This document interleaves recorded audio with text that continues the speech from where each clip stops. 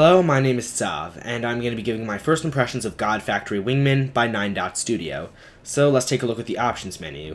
This has almost everything you could need, with the exception of a colorblind mode. It does, however, have fully rebindable keys, a good amount of preset textures, and some more specific options, a wide variety of screen resolutions, and audio sliders. You can modify sensitivity, you can invert axes. This is a flight game, so inversion of axes is a very important option to have around. This is the hangar, where you may customize ships out of various pieces that you purchase from this menu here, which is the shop.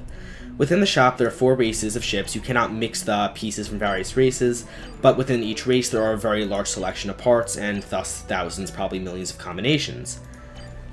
So, one of my major complaints about this is the way in which they bar off various tiers of ships. But to call them tiers would be misleading because they aren't inherently more powerful than the other. The Hawk is not weaker than the Tank, and neither of the two is weaker than the Prophet, all of which, however, do have specific rules within the game. The Hawk, for example, is a very light-moving, hard-hitting ship. The Tank is a slow-moving, but also hard-hitting ship, but with large amounts of health, armor, shields, whatever you call it. And it bars off these various rules unless you're a higher level. And I'd understand if they were more powerful, which would itself be a bad game design decision, because then effectively if you play more you've won, that discourages new players. But it creates a problem in that I want to play as the Tank, because that suits my playstyle better. Well, sucks to be me. I'm stuck with the Hawk for the first few games. And I feel as though it just screws over players who want a different rule than what they decide to be the first one. Another issue I have is the way in which they introduce each race to you. I have a lot of difficulty understanding what each race does, because when I click on Human from an earlier menu, I forgot how to bring it up now, it says, basically fast-moving, hard-hitting ships. And yet the Tank is a thing. Why is that in a race that's supposed to be for hard-hitting, fast-moving ships? Well, the answer would most likely be, oh yeah, this is that way each race has versatility. However, the main issue with that is, first, teams are not barred by races. You can have Humans, Gauntry, Arbalos, Choron, Chorion, all in the same team. So if you want to have a hard-hitting, high-armor ship, you take the Chorion, who specializes in that. Why would you bother with the Human one? And there's no race-specific advantages that I know of other than a couple of abilities. So it's a gimmick at best to take the Human version over the Chorion version. And that's almost all my complaints. Other than that, the system is very good. It's very easy to get a grasp of. It's slightly difficult to compare various pieces. Like, for example, I want to compare the Hawk to the Tank, for example. How much better is the Tank at living than the Hawk? Well, one, these are very hard to get used to, and look at that huge tooltip. Thankfully, there are tooltips instead of just screwing you over. But 1009 weight capacity and plus 360 speed. Alright, how am I going to compare that? I need to go over here, and then I need to click over here. So I'm going to need to remember numbers, and these tend to be dealing in the thousands, so you get slightly confused.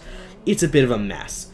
But once again, it's still a very robust system, and I like it a lot. The progression is annoying, but it's still very effective. One final mention before I get into the actual gameplay is the tutorial. As you can see here, there's a lot of tutorials. These are very spread out, and it's incredibly intimidating to look at. However, they're in reality, in total, about 10 to 15 minutes to complete, and there's no individual load time between tutorials. You can just go right in from one to the next one, and it'll just reset after, say, a half second of actually loading all the assets required. It's really annoying to look at, and they're far more spread out than they need to be, like basic control through fly inside the carrier. Those could all have just been one. And, movement, maneuvers, combat, the dock, and the carrier ship, those should each be their own separate entire tutorials, and not having the load screen is nice, but too spaced out. It's annoying. They should probably go do something about that. So I'm now going to be showing you full gameplay. Alright, so this is the beginning of a game. I'm going to launch one of my 2 ships.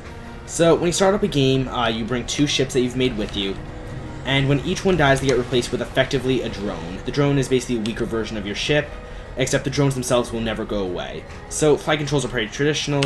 AD to move left and right. You can use the mouse to control up and down. Hold down W to go faster, hold down S to go slower. And that is the absolute basics of the game. So if you see over there, that's a huge ship. We have a huge ship of our own back there. The goal of the game is either to kill as many players as possible, and the ships will start destroying each other in time, or you can destroy the enemy ship yourself. As you can see, on the side of their ship is a massive cannon. If you look on top of the screen, you'll see 2 little health bars and a timer. Those health bars are the health of these giant ships, the one we're trying protecting and the one we're trying to kill.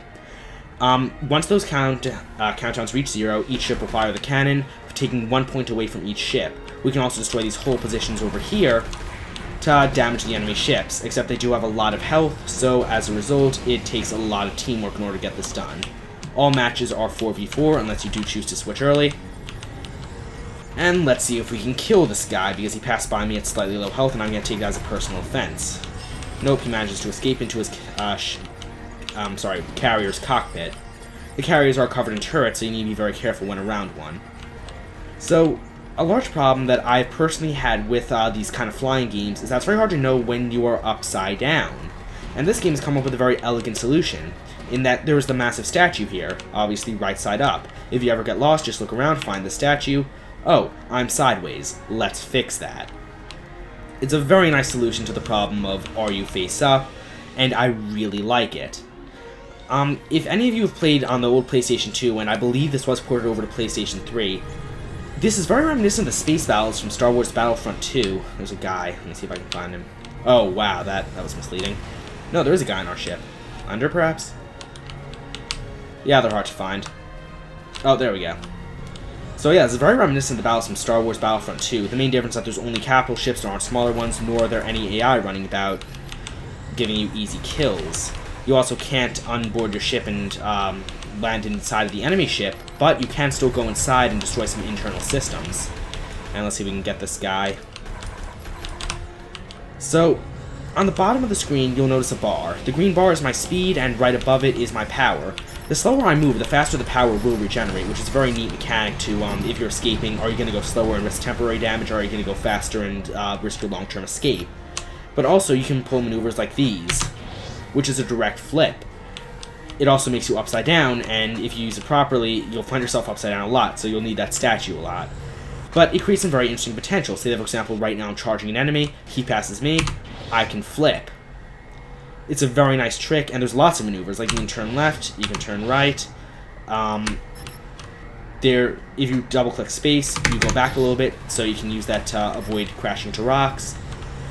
This maneuver system they have is very interesting. It's a little bit hard to get used to, but once you get used to it, you'll love it so much. One minor annoyance, though, is that it's very difficult to actually aim your own gun, and the game isn't even designed around that. A lot of the game is designed around, as you can see, there's two little bars, one of which is for my primary, one of which is for the secondary, and you can really only aim it, and let's see if I can take advantage of the maneuver. No, I do not have enough energy. I'm actually about to die. Let's get out of here. But something that's really interesting is that you have those little charges, and they only charge within a certain distance, and they don't lock, and I lost one of the ships. That is now going to be replaced with a weaker drone. I do have the other ship, which is still strong, so I'm going to go use that. And you have the respawn time here.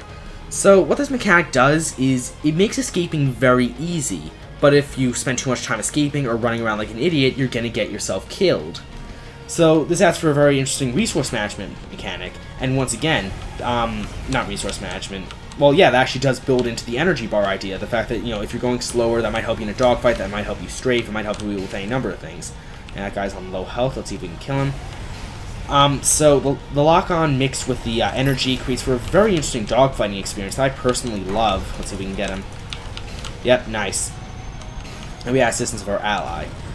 So another minor annoyance is, like, I genuinely have no major complaints about this game. The closest thing to a major complaint is, like I mentioned earlier, there is the level up system, which I think is very bad. I would like just a currency system that you earn by playing matches.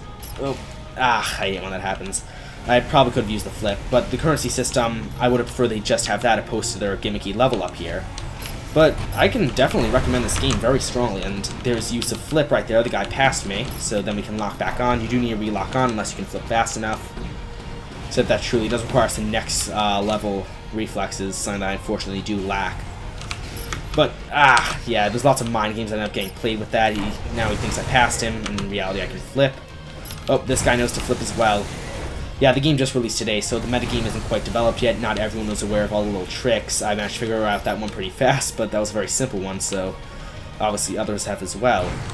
But a problem I mentioned earlier is it has a very Guns of Icarus quality in that the game isn't about so much who is better, so much as whose team can stay around each other more. Like, as you can see here, I'm currently being murdered horribly. If I had a teammate around, he could get that off of me. And since there isn't a significant difference in various systems on ships, it becomes very much who has more ships in the area. That mechanic is also... Yep, I'm dead here.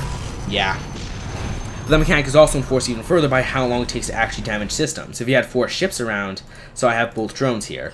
These drones themselves can never die. They'll always get replaced by more drones, which are not in turn weaker than each other. That would be a very horrible effect. And now I'm obviously playing at a far lower skill level than I actually can because I'm talking. But it does create this effect in which it's basically a matter of who can remain closest to each other, the idea that it takes so long to take down components unless there's all 4 of you around. All of it builds up to this idea of... Let's get him. All of this builds up to this idea of teamwork, teamwork, teamwork. But it ends up punishing individual skill. That ends up creating for a rather casual experience. And that is, however, counteracted by the maneuver system. The idea that if you had proper reflexes, you could pull off some pretty awesome crap, which would be very nice to see. And I would like to see this game in high-level play. And there goes my ringtone. But... it's a Murloc sound. I'm not quite sure how clear it is on your end. But I don't think that has any potential as an esport, but I do think this is definitely a great game to stream. I mean, it looks beautiful. I'm not sure how high the actual fidelity is, but it does look beautiful. The statue, very nice design. The artwork for all the races is very unique. I mean, there's not that much bad to say about the game. It feels almost AAA. Nah, that's not the right way to say it. It feels like a really high-quality production. That's the way to say it. And yep, let's get out of here. It feels like a high-quality production. And it's priced pretty well, 20 bucks. I personally think that would be better at 15, but once again, perhaps the art designer costs a lot, or it was in development for quite a while, I don't know. But yeah, I can definitely very heartily recommend this game. Another quick mention is that, as you can see, the shield is going up, so you have also a time mechanic where you need to match between your 2 ships, because basically you have almost no actual health, it's all in shields. And I do not believe that shields regenerate out of the ship. But yeah, I can definitely very heartily recommend this game. If you like dogfighting, this is very great. The maneuvers, very fun to do. And it's just fun to fly around in the mode and just look at all the rocks. Like, if you're getting really close, you actually can't see it. They're, actually, yeah, that isn't horrible. It looks pretty nice. But this game is definitely played at very high speeds. And if you look at the top, you'll notice that each ship has lost a couple of health, because those giant cannons have been glowing at each other for a while. Now, one last mention before I go. The various ship systems, as you destroy them, will actually put various negative effects, like destroy the comm tower, or the radar, I forget which, and their mini-map on the bottom right will show delayed information. So you have all this interesting target priority stuff. Destroy the cannon, it will fire every 5 minutes, opposed to what it does now every 3 minutes. And this feels very much like a modern version of the Star Wars Battlefront 2 space combat, and once again, I can recommend it to anyone who feels nostalgic for that game, anyone who likes flight, or if you just want to have a good time. You don't need to be into the genre in order to enjoy this game. Let's get that guy before he gets to safety. Nah, he's gonna get away. I have been TSOV. Thank you for watching, and I will see you next time.